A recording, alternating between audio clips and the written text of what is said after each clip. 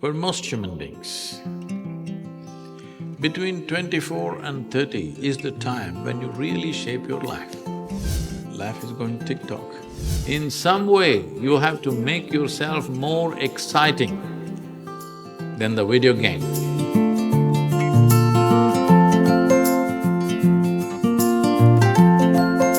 If you tend to it properly every day, it will turn out to be something.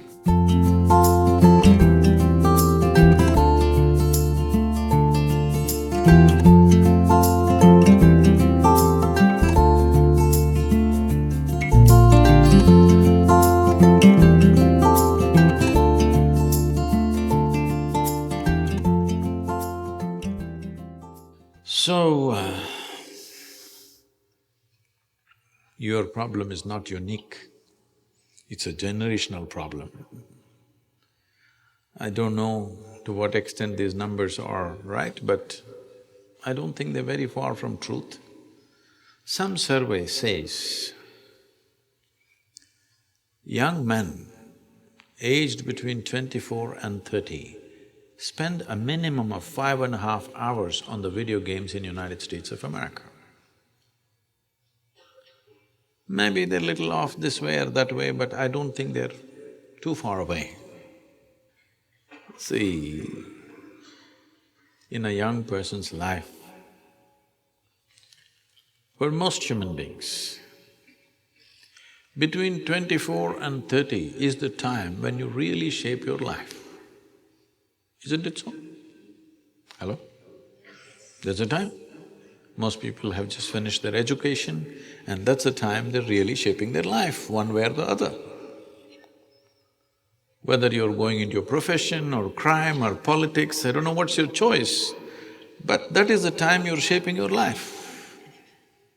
At such a time, a crucial time in one's life, they're spending 5.5 hours on an average on playing some silly game of shooting people or shooting ducks or something, all kinds of weird things. I don't even know what else is there. I know only by what other people have told me. I have never played a goddamn game. I like games, but I have never played a video game because other things have kept me busy. I'm not saying it is completely wrong. It's a generational thing. Digital technology is new and all kinds of things happening on the screen, which is far more active than what's happening in the world, so it keeps people engaged.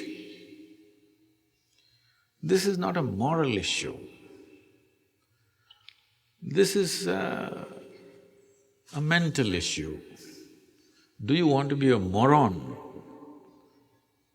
playing things which doesn't get you anywhere? All you do is bing in the end.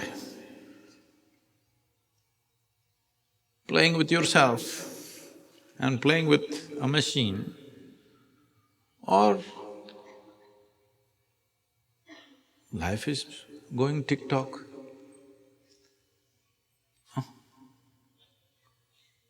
Life is going tick-tock. 24 to 30 years of age is the time when you have to decide which way you're going to fall in this life, isn't it, in many ways? For me, at 25, significant things happened So this is not about making something wrong, that's not the point.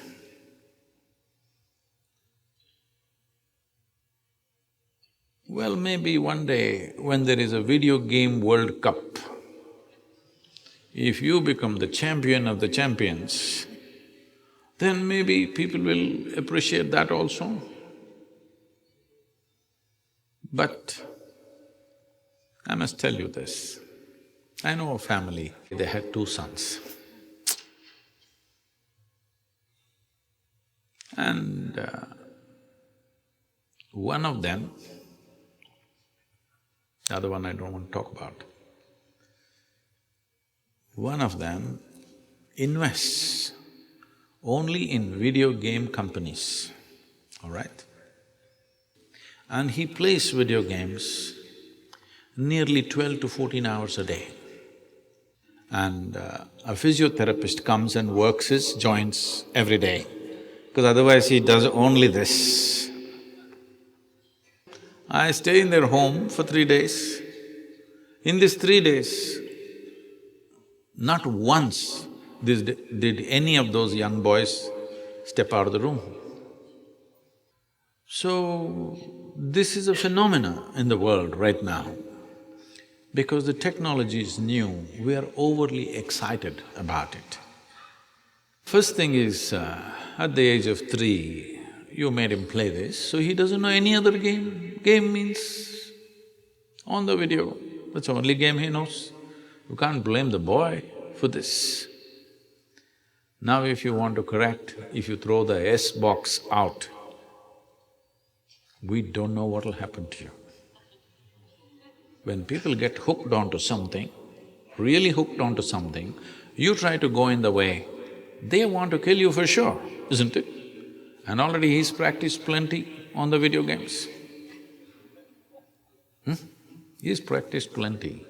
So don't try throwing the S box out. See if you can get him interested.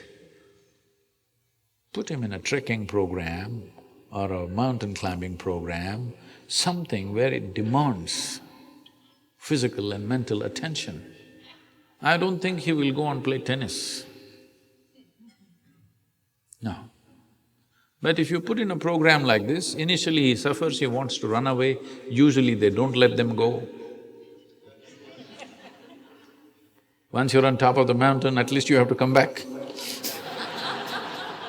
There is no this to come back, you have to walk down. It may change his perspective, or he may resign himself completely to video games because this demands so much pain and stuff, you know. Climbing a mountain is not it's a joy, but it's not… it's a lot of pain too. It's a great joy, but it's a lot of pain. Every time, every year, when I do this Kailash trek in Nepal and Himalayas, in Tibet when we trek, I always think, enough, I've done enough of these things. Because going through the treacherous terrain, most incredible terrain, your eyes think so, your mind thinks so, but your legs, they don't agree. Your legs and sometimes your lungs, both of them don't agree that this is an incredible place. So, for all you know, if you put him through that, he may never again come out of a video game, or he may. Because he knows so much shooting, maybe he should join the army. Yeah, possibly. You want to shoot, you must at least be in the army because at least you're shooting for a cause. Otherwise, you may start shooting on the street. So, if army is not possible, maybe a policeman, at least you can carry a gun. Maybe you don't get to shoot much. I'm not trying to joke about this, but this is a painful reality that this generation of people are going through.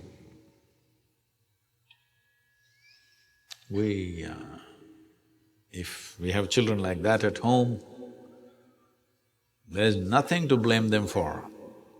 It's we who've done this. Because a lot of people gave video games to their children because they want to go to the party, they want to do something else, you want to live your life, but this one demands attention. You yourself are dying for attention, but this one demands attention who's just come. So you give him something that engages him, it will lead to lots of things. And there's also a peer situation. His friends are playing S-box. If you don't bring the wire box for him, he will create certain situations. So this is why a lot of people did not understand this probably. I said, repeatedly I'm saying and I'm saying again, see, you are not a tiger, nor are you a panda. I'm saying you are not an endangered species. It is not compulsory that all of you should reproduce. There is no such thing. Those who think they want to have children and dedicate a certain considerable amount of time to raise another human being who will be better than them, they should do it, because after all, human generations need to happen. But it's not compulsory that everybody must have a child. So, if we want to produce children, we must be willing to allot a certain amount of time. Accidentally they turned out well, that's not the point. It's not right. Once we take charge of a new life, a fresh life, we must be willing to give a certain amount of time, energy and the focus that is required to nurture this life in the best possible way, isn't it? So one thing, if you want to wean your child off these kind of things, whether it's video games or television or something, in some way you have to make yourself more exciting than the video game, than the television, than something else. You have to make yourself that kind of a person, they want to be with you.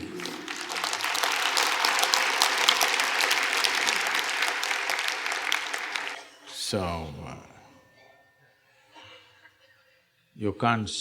a child is not a machine. You can't switch it one way tomorrow morning. So video games to enjoying the rainbow is not going to work like that. It's a constant cultivation. Constant cultivation every day. It may work. There's no guarantee it will work. Hello? Those of you who raise children, you know, it may work. There is no such thing as it will work. There's no such thing. If you pay enough attention, it will yield good results. Otherwise, we don't know, because you're not the only one paying attention to them. There are so many others who are also paying attention, and they may be more impressive than you. Yes? Somebody on the street corner may be far more impressive than you and they may influence them much more than you. Yes? So… Oh, Sadhguru, I just asked you about the video games. Now you tell me I made the mistake of bearing a child. I'm not saying that. All I'm saying is, this is the consequence of handling a living being, including yourself. If you tend to it properly every day, it will turn out to be something. If you think once in 12 years you can attend to it, then it's only by accident. When something turns out well or bad, by accident, you will remain in extreme anxiety even if it turns out well, because it's by accident. You must understand it's not about fixing your child's life, it's about fixing this life. If this is fixed, this will create the right ambience where the child grows up. It is substantially proved that in the making of life, for most human beings, over 80% of their life is determined by what they're exposed to rather than the genetics. So, you have the 20% already in your hands, genetics. Another 80% is there. Of course, children go to school, of course they play on the street, but you must keep your percentage over 50% at least, isn't it? Because you have the advantage of 20% genetics, and till they're 12, 15, at least you have some control over their life. So your share of influence must be at least 60–70%, isn't it so? But if that has to happen, you have to do something about yourself that they cannot help looking up to you, not in fear. If they look up to you in fear, aversion will come. Once they find their feet, they will teach you another lesson. Not in fear, but they look up to you because they think you're fantastic. So you have to do some circus to prove that you're fantastic. That they start looking up to you in such a way that they will allow you to influence them.